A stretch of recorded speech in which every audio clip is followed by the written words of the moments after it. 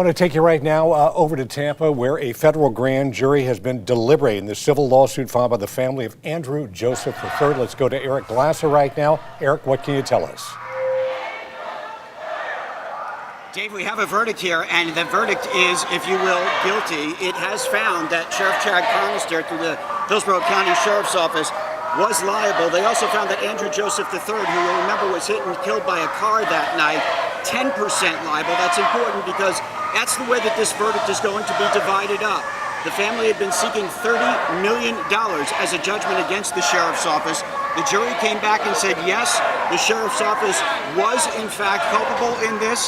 They found the split to be 10% for Andrew Joseph, 90% against the Sheriff's Office. And the award to Deanna Joseph, the mother, $7.5 million. The reward to the father, Andrew Joseph Jr., $7.5 million. That's a total of $15 million. 10% of that would be taken away for a total of $13.5 million. Again, finding the Sheriff's Office to be culpable. In the 1983, as they call it, civil rights judgment here, that would be the wrongful death suit against Mark Clark. He was the deputy who was in charge that night. It was asked whether or not he violated Andrew Joseph III's civil rights. There was no verdict here as far as any sort of amount. The jury came back and said no, he was simply following orders. So as an individual, he will not be held liable for this. However, again, the Hillsborough County Sheriff's Office being found culpable to a 90% degree by this jury, an award of $15 million that will be divided 90-10.